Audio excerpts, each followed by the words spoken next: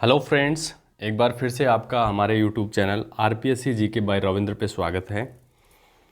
जैसा कि आप जानते हैं कि प्रीवियस क्लास में हमने यहाँ तक डिस्कस कर लिया था कि राणा सांगा और बाबर के मध्य खानवा का युद्ध कब लड़ा गया था, जिसमें हमने आपको बताया था कि 17 मार्च 1527 को बाबर और राणा सांगा के मध्य खानवा का युद्ध लड़ा गया था, जिसकी व्याख्या भी हमने पढ़ी थी। आपको बताया था कि 17 मार्च 1527 को खानवा के मैदान में राणा सांगा और मुग़ल सम्राट जहीरुद्दीन मोहम्मद बाबर की मध्य भीषण युद्ध हुआ।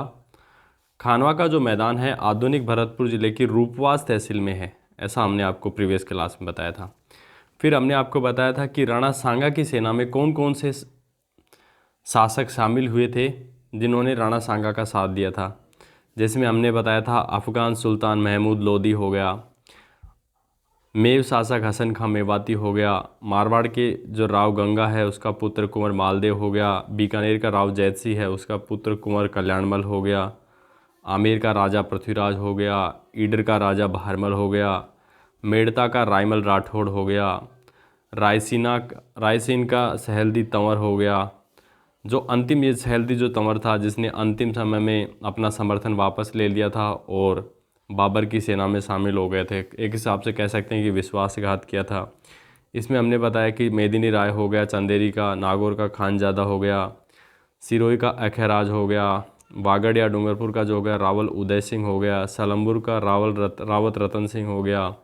इसके अलावा वीरमदेव मेड़तिया हो गया, देवलिया का रावत बाग सिंह हो गया, नरबद हाड़ा हो गया, वीर सिंह देव हो गया, गोकुलदास परमार हो गया, झाला अज्जा हो गए। ये जो शासक थे जिन्होंने राणा सांगा का साथ दिया। और एक विशेष बात यह है कि खानवा युद्ध में महाराणा जो सांगा ने पाती परवन की जो प्रथा है उसको पुनर्जीवित किया। और पाती परवन की प्रथा के अंतर्गत क्या होता है कि मतलब एक दूसरे का साथ देते हैं। इसमें राजपूत परंपरा को पुनर्जीवित करके राजस्थान के प्रत्येक सरदार को अपनी ओर युद्ध में शामिल करने का क्या होता है, निमंत्रण भेजना, उसी को बोलते हैं पाती परवन। तो ये तो हमने लास्ट क्लास में हमने डिस्कस कर लिया था। और आज का जो पहला क्वेश्चन है कुछ इस प्रकार से है कि निम्न में से कौन से राजपूत सरदार खानवा के युद्ध में बाबर के विरुद्ध सांगा के पक्ष में लड़े। तो अभी ऊपर हमने डिस्कस किया है कि कौन कौन से शासक थे जो खानवा के युद्ध में बाबर के पक्ष में लड़े हैं। तो ईडर का राजा बहारमल, बिल्कुल सही बात है, ये भी लड़ा था। वीरमदेव मेड़तिया, इन्होंने भी भाग लिया था। ये जो ऑप्शन 3 है राव बीका, इन्होंने नहीं भाग लिया था। बीकानेर की तरफ से राव जैतसी का जो पुत्र था कल्याणमल, कुंवर कल्याणमल, उन्होंने भाग लिया था। और राव लूणकरण सन ने भी भाग नहीं लिया था। तो केवल 1 और 2 जो है वो करेक्ट आंसर हैं, बाकी गलत हो गए।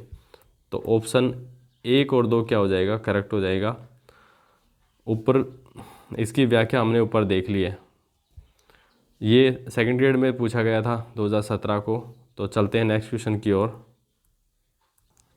तो नेक्स्ट क्वेश्चन है कुछ इस प्रकार से है, लेकिन इसको डिस्कस करने से पहले कुछ जो स्टूडेंट है कमेंट्स करते हैं कि सर जो आप की जो स्पीड है वो थोड़ा कम है। तो आपसे यही रिक्वेस्ट है कि जो हमारा जो वीडियो है एटलीस्ट आप 1.5 की स्पीड पे आप सुने, आपको सही लगेगा, स्पीड सही लगेगी, आपको ऐसा नहीं लगेगा कि हम धीरे चल रहे हैं जैसा भी है या सुस्ता रहे हैं। तो आप 1.5 की स्पीड से सुने, सब कुछ सही चलेगा। नेक्स्ट क्वेश्चन को हम यहाँ पे डिस्कस कर रहे हैं कि निम्नलिखित में से मेवाड़ के किस शासक को शिशु अवस्थाओं में पन्नाधाय ने अपने पुत्र का बलिदान देकर बचाया था। तो विभिन्न एग्जाम में पूछा गया, आप यहाँ पे देख सकते हैं। अब देखो यहाँ पे आपके पास है महाराणा प्रताप, राणा कुंभा, महाराणा उदय सिंह या महाराणा मोकल। तो इसका जो करेक्ट आंसर है महाराणा उदय सिंह। तो पन्नाधाय ने अपने पुत्र चंदन का बलिदान देकर महाराणा उदय सिंह की रक्षा की थी। अब इसको व्याख्या के द्वारा और अच्छे से समझने का प्रयास करते हैं कि पन्नाधाय चित्तौड़गढ़ के पास स्थित माताजी की पांडोली गांव के निवासी हरचंद हाकला की पुत्री थी।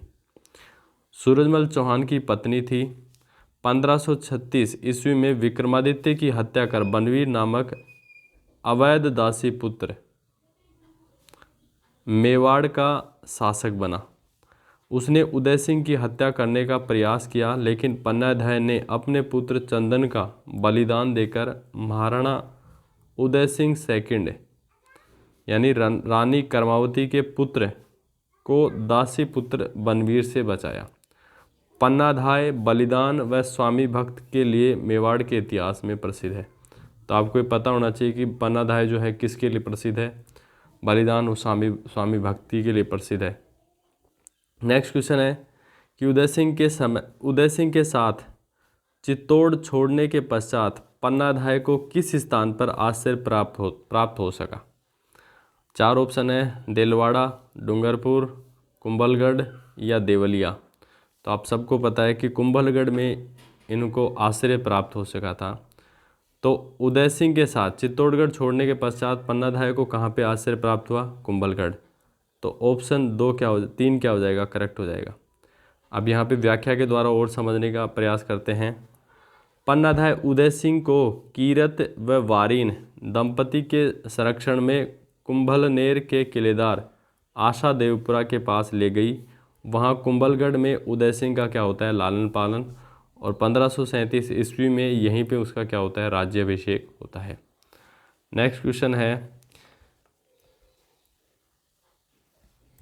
है कि अक्टूबर 1567 में अकबर द्वारा चित्तौड़ दुर्ग के घेराव के समय मेवाड़ का राणा था। तो जब 1567 में अकबर चित्तौड़गढ़ पे आक्रमण करता है, उस समय मेवाड़ का जो शासक था या चित्तौड़ का जो मेवाड़ का राणा कौन था, ये ऐसे पूछ रहा है।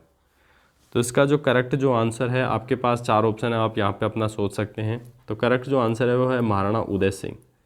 तो जब 1567 में अकबर चित्तौड़ पर आक्रमण करता है तो उस समय मेवाड़ का शासक होता है महाराणा उदय सिंह। अब इसको व्याख्या के द्वारा और अच्छे से समझने का प्रयास करते हैं। उदय सिंह जिसका शासनकाल रहता है 1537 से 1572 के शासनकाल में अकबर ने चित्तौड़ पर क्या किया, आक्रमण किया। अब कब आक्रमण किया, 12 अक्टूबर 1567 को।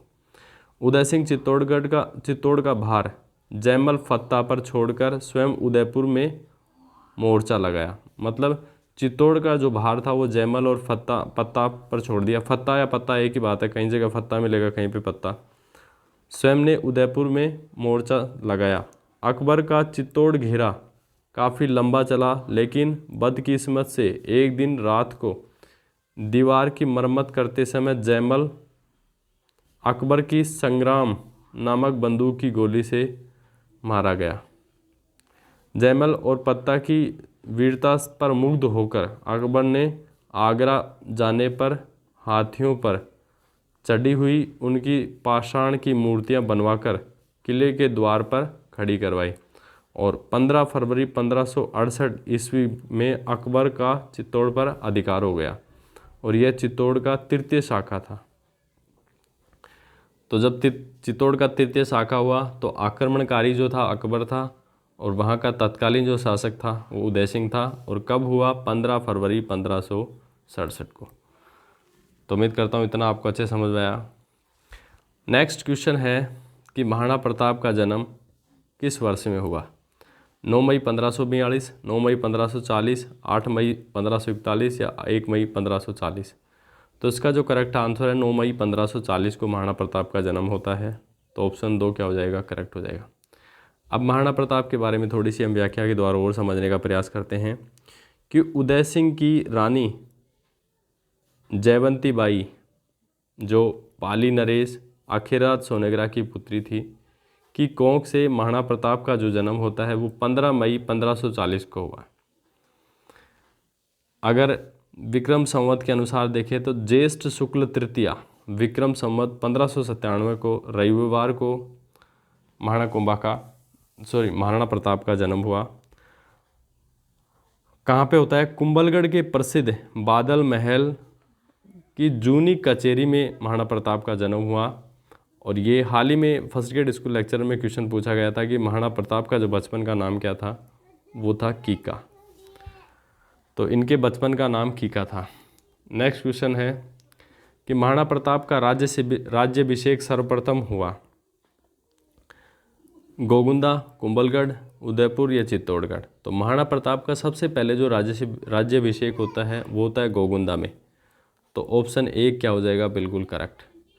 अब देखो इसको थोड़ा सा हम हिस्ट्री के द्वारा इसको जानने का प्रयास करते हैं कि हल्दी घाटी युद्ध के पश्चात मानसिंह ने अपनी सेना का पड़ाव डाला था। हल्दी घाटी युद्ध के पश्चात मान सिंह ने यहीं अपनी सेना का पड़ाव डाला था। महाराणा उदय सिंह के अग्नि संस्कार के पश्चात महाराणा प्रताप का जो राज तिलक जो था गोगुंदा में महादेव बावड़ी पर राणा प्रताप का 32 वर्ष की आयु में 28 फरवरी 1572 को क्या होता है, राज्याभिषेक किया गया, जहां आज एक छतरी, छोटी छतरी बनी हुई है। ज्ञातव्य है कि महाराणा प्रताप का जो विधिवत जो राज तिलक जो होता है वो कुंभलगढ़ में होता है। तो सबसे पहले जो 32 वर्ष की आयु में जहाँ पे राज तिलक होता है गोगुंदा में महादेव बावड़ी पर होता है। नेक्स्ट जो क्वेश्चन है कुछ इस प्रकार से है कि अकबर ने राणा प्रताप को समझाने के लिए किसको प्रथम दूत के रूप में भेजा। अब बहुत सारी एग्जाम में पूछा गया है। 3rd ग्रेड में 2006 में, 2nd ग्रेड मैथ में 2011 में, इसके अलावा आर्थिक अन्वेषण उद्योग विभाग 2018, कनिष्ठ वैज्ञानिक सहायक 2019, बहुत बार पूछा गया प्रश्न ये। तो प्रथम शिष्टमंडल के रूप में देखो कैसे है आंसर क्वेश्चन, किसको प्रथम दूत के रूप में भेजा। तो देखो हमने प्रीवियस क्लासों में भी आपको एक ट्रिक बताई है, जमा भट्टो बिठा दियो। तो प्रथम जो शिष्टमंडल के रूप में या प्रथम दूत के रूप में भेजा जलाल खां कोरची, द्वितीय दूत के रूप में मानसिंह, तीसरे दूत के रूप में भगवंत दास और चतुर्थ जो था टोडरमल। तो इसमें प्रथम दूत के रूप में किसको भेजा, तो वो था जलाल खां कोरची। तो करेक्ट जो आंसर हो जाएगा वो हो जाएगा ऑप्शन 2।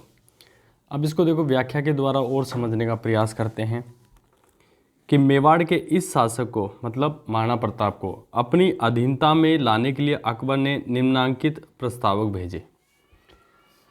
पहला जो प्रस्तावक था, पहला संधि प्रस्ताव सितंबर 1572 को, डेट याद रखनी है आपको, सितंबर 1572 में जलाल खां कोरची के नेतृत्व में, जबकि राजस्थान बोर्ड की जो बुक है उसमें कक्षा 10 की बुक में नवंबर 1572 दिया है। तो वैसे तो भेजा तो सितंबर 1572 है, लेकिन राजस्थान बोर्ड की 10वीं की जो बुक में उसमें नवंबर 1572 है। तो पहला जो प्रस्तावक था सॉरी, अब देखो दूसरा जो प्रस्तावक था जो जून 1573 में भेजा है, दूसरा प्रस्ताव जून 1573 में किसको भेजा, कुंवर मानसिंह के नेतृत्व में भेजा। तीसरा अक्टूबर 1573 में राजा भगवंत दास के नेतृत्व में, और चौथा जो है दिसंबर 1573 में राजा टोडरमल के नेतृत्व में ये प्रस्ताव भेजे गए, शांति दूत कह सकते हैं एक तरह से। तो इसकी ट्रिक क्या है वो हमने आपको बता दी है, कब कब भेजे गए हैं वो आपको बता दिया है। नेक्स्ट जो क्वेश्चन है वो है हल्दी घाटी का युद्ध कब हुआ, 1675, 1575, 1576 या 1578। तो इसका जो करेक्ट जो आंसर है वो है 1576 में। अब इसकी व्याख्या के द्वारा समझते हैं कि हल्दी घाटी का जो युद्ध है वो कब हुआ, 1576 में। अब देखो 18 जून 1576 को विक्रम संवत 1633 द्वितीय ज्येष्ठ सुदी, ये स्रोत है राजस्थान बोर्ड की पुस्तक से। जबकि 21 जून 1576 को स्रोत है हिंदी ग्रंथ अकादमी की पुस्तक के अनुसार राजस्थान सरकार के प्रकाशन Rajasthan through the edges volume 2 में गोपीनाथ शर्मा की पुस्तक में राजस्थान का इतिहास है, उसमें 21 जून 1576 को सही माना गया है।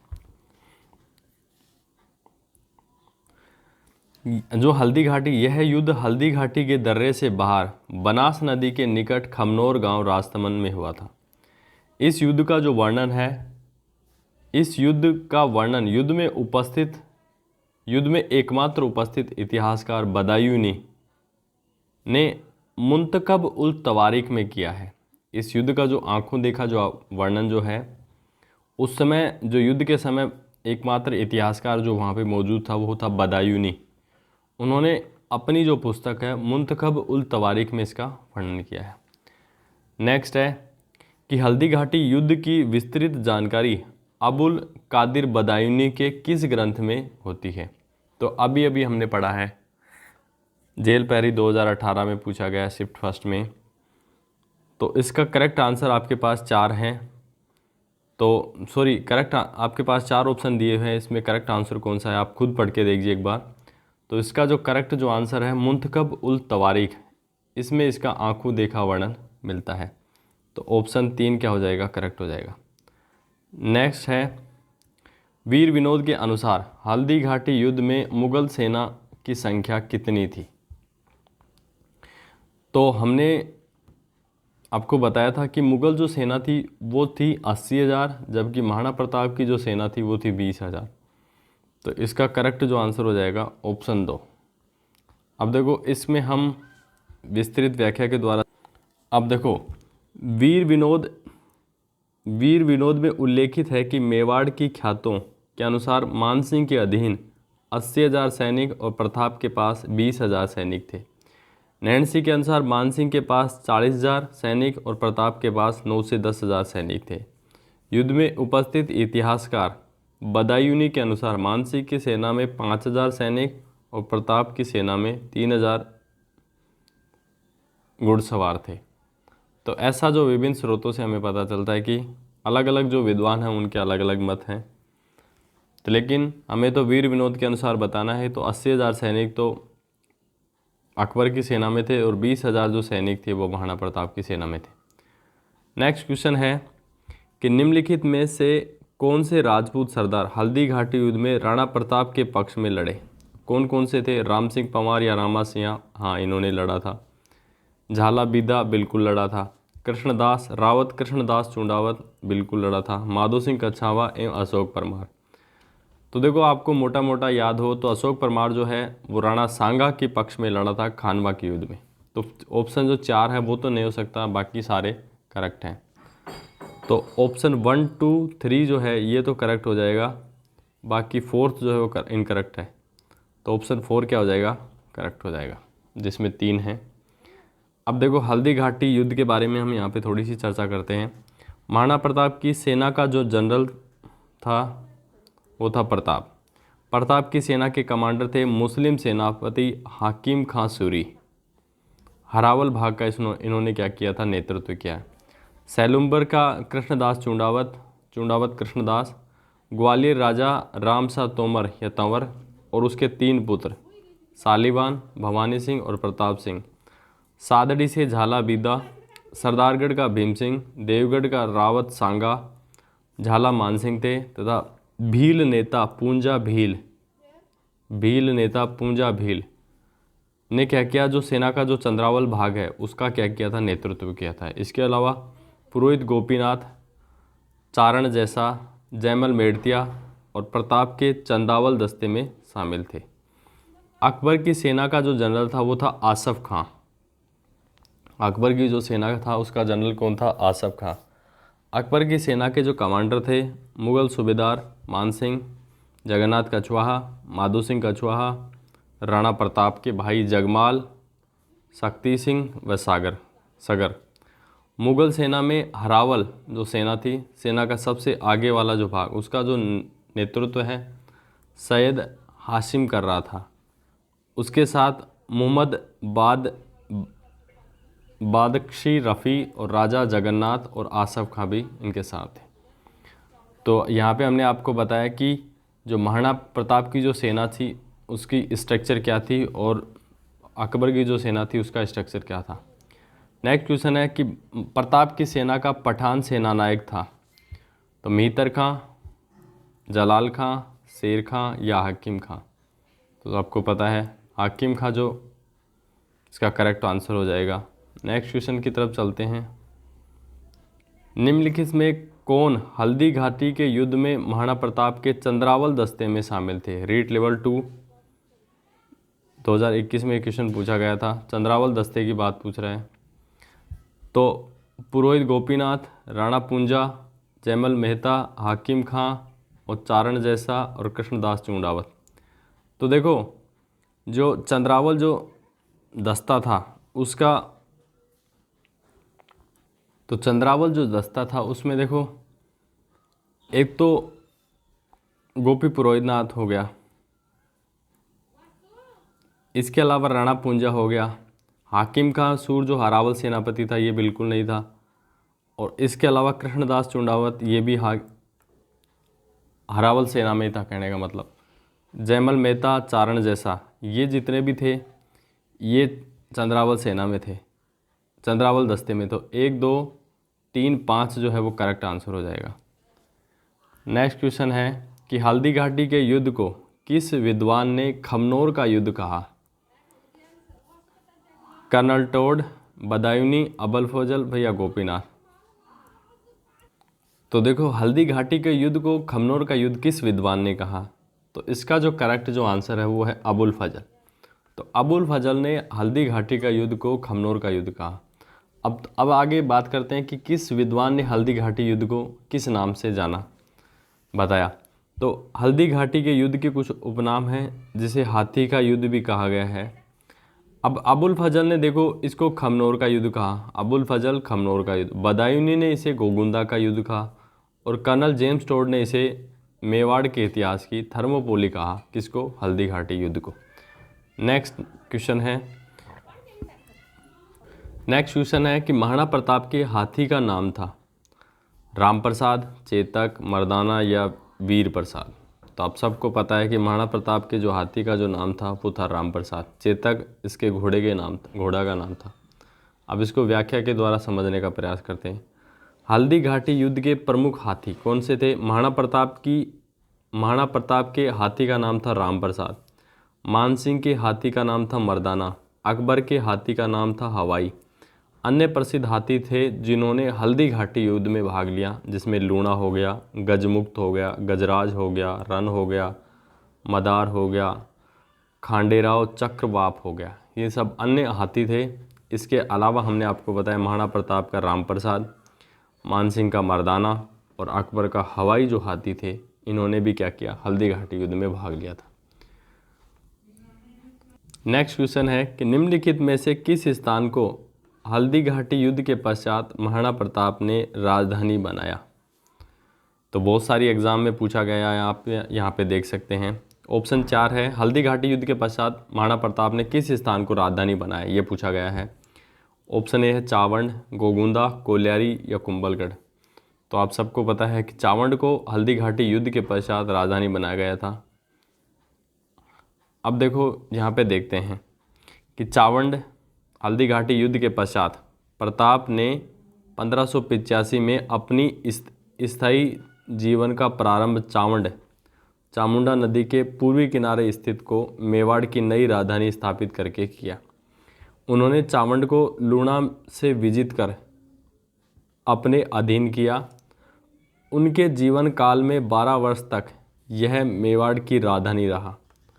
उसके उत्तराधिकारी महाराणा अमर सिंह के राजकाज के प्रारंभिक 16 वर्ष मतलब 1613 तक चावंड में बीते और चावंड 28 साल क्या रहता है? मेवाड़ की राजधानी रहता है। नेक्स्ट क्वेश्चन है महाराणा प्रताप ने अपनी नवीन राजधानी चावंड में कब स्थापित की? तो सबको पता है कि हल्दी घाटी जो युद्ध है उसके पश्चात महाराणा प्रताप ने चावंड में अपनी राजधानी स्टार्ट की थी।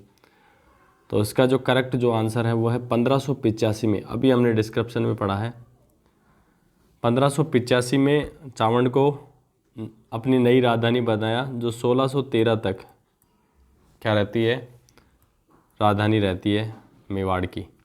नेक्स्ट क्वेश्चन है कि मेवाड़ के महाराणा प्रताप के विरुद्ध अंतिम मुगल आक्रमण का नेतृत्व किसने किया? तो अंतिम जो अभियान जो जिसके नेतृत्व में भेजा गया था वो थे जगन्नाथ कछवाहा। शाहबाज खान ने 3 बार आक्रमण किया, अब्दुल रहीम खान ने भी आक्रमण किया। तो अंतिम जो मुगल जो आक्रमण का नेतृत्व जिसने किया तो वो थे जगन्नाथ। तो ऑप्शन जो 4 है वो करेक्ट हो जाएगा। अब देखो विभिन्न सैन्य अभियान जो हैं उनकी यहाँ पे हम चर्चा करते हैं। तो महाराणा प्रताप के विरुद्ध अकबर द्वारा भेजे गए सैन्य अभियानों की हम यहाँ पे चर्चा कर रहे हैं। तो सबसे पहला जो सैन्य अभियान था वो मानसिंह के नेतृत्व में भेजा गया 1576 में। उसके बाद भगवंत दास, मानसिंह और कुतुब खां के नेतृत्व में भेजा गया दूसरा अभियान, वो भी 1576 में। तीसरा जो अभियान था अकबर स्वयं आया 1576 में। उसके बाद में 3 लगातार अभियान शाहबाज खां के नेतृत्व में भेजे गए। वो थे 15 अक्टूबर 1577, 15 दिसंबर 1578 और 15 नवंबर 1579। 3 लगातार जो सैन्य अभियान थे शाहबाज खां के नेतृत्व में भेजे गए। इसके बाद एक अभियान जो था अब्दुल रहीम खान,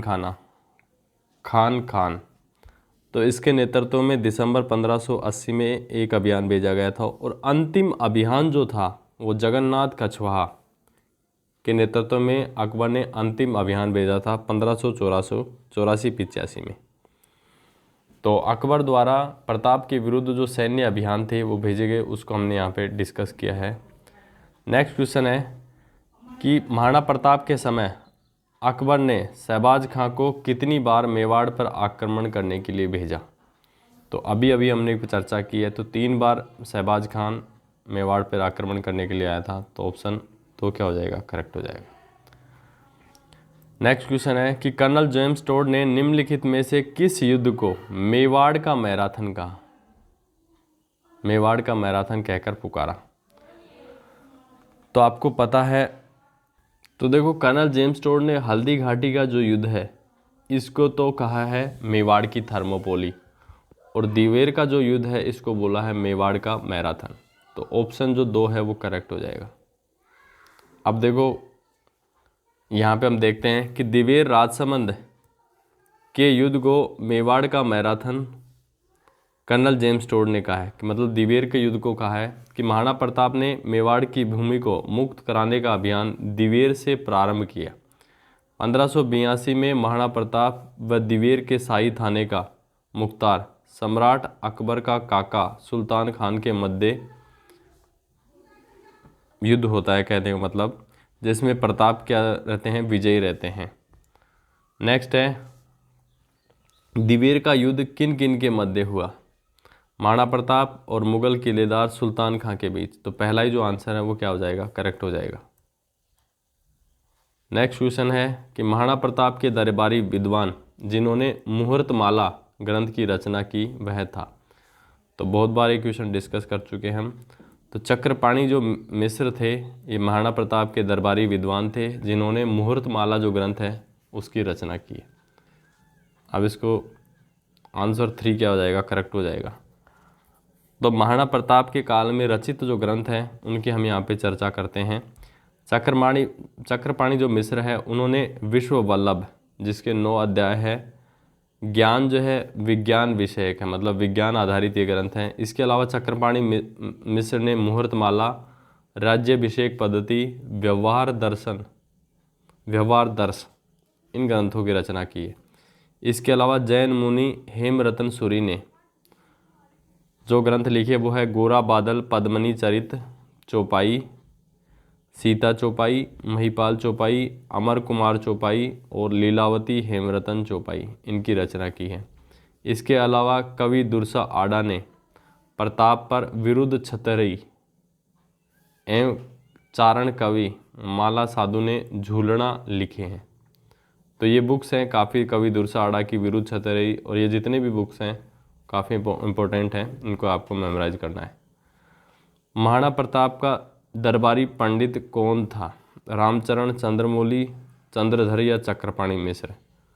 तो ऑप्शन 4 क्या हो जाएगा? करेक्ट हो जाएगा, चक्रपाणी मिश्र। महाराणा राज सिंह का शासनकाल था। तो 1652 से 1680 तक ये जो का शासनकाल था ये महाराणा राज सिंह का शासनकाल था। अब इसमें देखते हैं, तो देखो इसकी व्याख्या में देखते हैं कि राज सिंह का जो शासनकाल था वो 1652 से 1680 तक रहता है। कि महाराणा जगत सिंह की मृत्यु के बाद 10 अक्टूबर 1652 को राज सिंह मेवाड़ का क्या बनता है? शासक बनता है। 1657 में जब मुगल उत्तराधिकार का युद्ध चल रहा था तो राज सिंह ने टीका दौड़ के बहाने बाहरी क्षेत्रों पर धावे बोले। अनेक स्थानों को लूटते हुए जब वह खारी नदी के निकट पहुंचा तो दारा को सहायता के लिए पत्र मिला। तो राज सिंह स्थिति को भांपते हुए दारा को कहलवा दिया कि मेरे लिए तो सभी राजकुमार बराबर हैं, और इसी का परिणाम है कि औरंगजेब ने शासक बनते ही राज सिंह का पद और स्तर बढ़ाया। तो उम्मीद करता हूँ कि ये व्याख्या आपको समझ में आई होगी। 17वीं शताब्दी के सिसोदिया राठौड़ गठबंधन में मेवाड़ का शासक था? तो आपको ये बताना है कि 17वीं शताब्दी में जब सिसोदिया राठौड़ गठबंधन हुआ तो उस समय मेवाड़ का शासक कौन था? आपके पास 4 ऑप्शन हैं, Maharana Jagat Singh first, Maharana Raj Singh first, Maharana Amar Singh second या महाराणा संग्राम सिंह सेकंड। तो इसका जो करेक्ट आंसर है वो महाराजा राज सिंह फर्स्ट। जब सिसोदिया राठौड़ जो गठबंधन हुआ उस समय जो मेवाड़ का जो शासक था वो था महाराणा राज सिंह फर्स्ट। अब देखो सिसोदिया राठौड़ गठबंधन क्या है, इसकी यहाँ पे हम चर्चा करते हैं कि दास राठौड़ के प्रयासों से मारवाड़ और मेवाड़ के मध्य राठौड़ सिसोदिया गठबंधन हुआ। बालक अजीत सिंह को मेवाड़ में आश्रय देने और औरंगजेब की नीतियों का विरोध करने का संकल्प महाराजा राज सिंह स्वीकार कर लिया।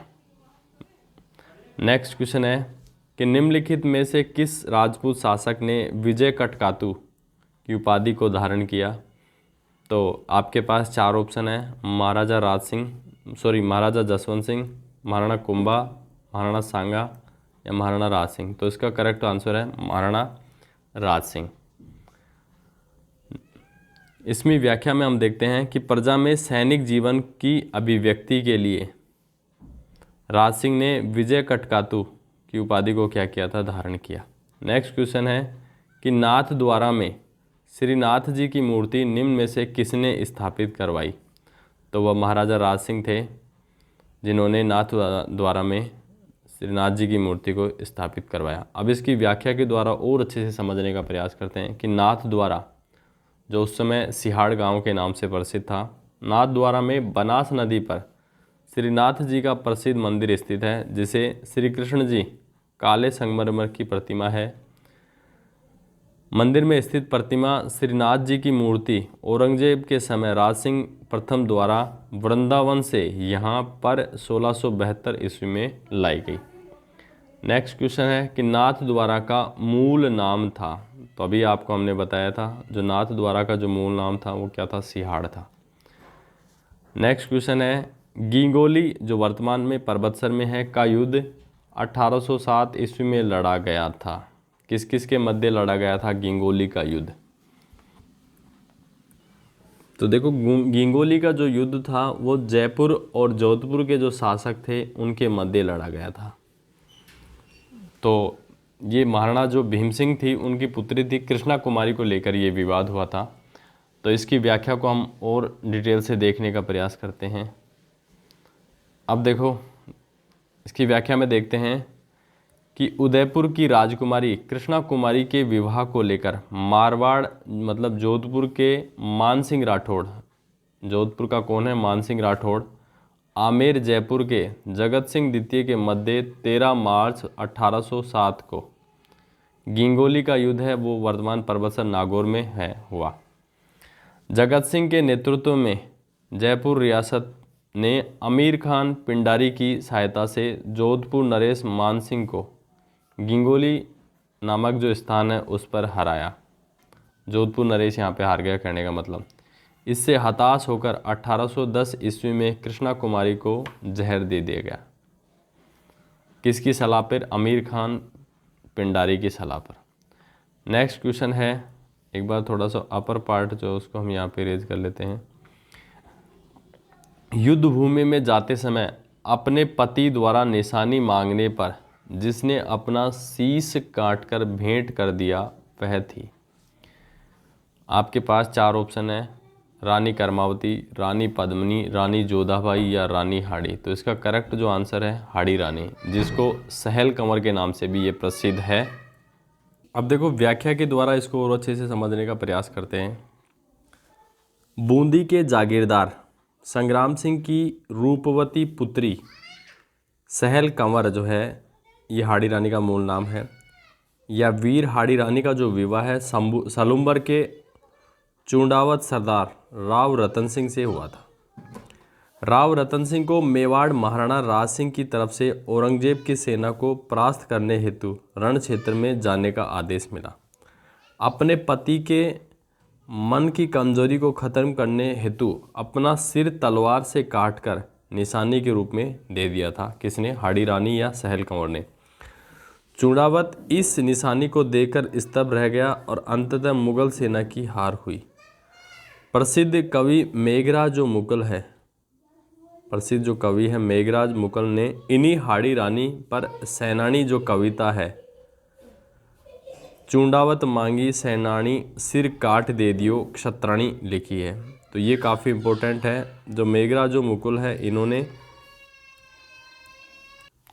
नेक्स्ट क्वेश्चन है कि मेवाड़ के शासकों ने स्वयं को दीवान कहा है। किसका दीवान कहा है, ये हम प्रीवियस क्लास में भी डिस्कस कर चुके हैं। तो स्वयं को एक लिंगनाथ जी का इन्होंने अपने आप को दीवान कहा है। अब इसको व्याख्या के द्वारा भी हम देखते हैं कि जो मेवाड़ के जो शासक थे इनके जो कुल देवता हैं वो है एकलिंगनाथ जी। जो मेवाड़ शासकों ने स्वयं को इनका दीवान कहा है। इनकी जो कुल देवी है वो है बाण माता। राजवाक्य जो है जो इनका जो जो वाक्य है मेवाड़ के शासकों का वो है, जो दृढ़ राखो धर्म को तीही राखो करतार। मतलब जो धर्म पे दृढ़ रहते हैं उनको जो भगवानी मतलब रखता है। इनका जो राज ध्वज है उस पे उगता हुआ सूरज है एवं धनुष का जो बाण है वो है। तो इनका राज जो वाक्य है, जो दृढ़ राखो धर्म को तीही राखे करतार, ये काफ़ी इंपॉर्टेंट है। कुलदेवी बाण माता हो गया, राजध्वज इनका उगता हुआ सूरज और धनुष का बाण हो गया। नेक्स्ट क्वेश्चन है कि गुजरात के सुल्तान बहादुर शाह ने चित्तौड़गढ़ किले पर किस वर्ष हमला किया था। तो 1533, 1303, 1568 या 1616 में। तो इसका जो करेक्ट आंसर वो है 1533 में। तो करेक्ट आंसर एक हो गया। अब इसको व्याख्या के द्वारा और समझने का प्रयास करते हैं कि चित्तौड़गढ़ का जो युद्ध है 1533 से 35 के बीच में हुआ। 1533 ईस्वी में गुजरात के शासक बहादुर शाह ने चित्तौड़ पर क्या किया, आक्रमण किया। चित्तौड़ पर इस समय राणा सांगा के द्वितीय पुत्र विक्रमादित्य का शासन था, जो 1531 से 36 का शासन था। चित्तौड़ की रक्षार्थ कर्मावती, यहाँ की जो रानी थी, कहने का मतलब कर्मावती या कर्णावती ने मुगल बादशाह हुमायूं को राखी भेजी ताकि सहायता मिल सके, मगर हुमायूं समय पर सहायता नहीं कर सका। अंततः कर्मावती ने सुल्तान से संधि की और 24 मार्च 1533 को सुल्तान चित्तौड़गढ़ से लौट गया और 1534 ईस्वी में सुल्तान ने फिर चित्तौड़ पर आक्रमण किया। उस समय हुमायूं भी बहादुर शाह के विरुद्ध लड़ने हेतु चित्तौड़ की तरफ प्रस्थान किया एवं ग्वालियर पहुंचकर वहीं रुक गया। विक्रमादित्य किले की रक्षा का भार देवलिया प्रतापगढ़ के ठाकुर बाग सिंह को सौंपकर बूंदी चला गया। अतः किले का पतन जानकर रानी कर्मावती ने अन्य राजपूत स्त्रियों के साथ क्या कर लिया, जोहर कर लिया। राजपूत योद्धा लड़ते हुए मारे गए। यह घटना जो है चित्तौड़ का दूसरा साका के नाम से क्या है, प्रसिद्ध है। मार्च 1535 ईस्वी में बहादुर शाह ने किले पर अधिकार कर लिया, मगर हुमायूं की आने की खबर सुनकर उसने चित्तौड़ छोड़ दिया। अतः विक्रमादित्य ने पुनः चित्तौड़ पर अधिकार कर लिया और 1536 ईस्वी में विक्रमादित्य चित्तौड़ का पुनः शासक बना। नेक्स्ट क्वेश्चन है, चित्तौड़ की किस रानी ने बादशाह हुमायूं से मदद मांगी थी। तो अभी अभी हमने चर्चा की है। तो जो रानी कर्मावती थी, जिसने राखी भी भेजकर बादशाह हुमायूं से क्या सहायता मांगी थी।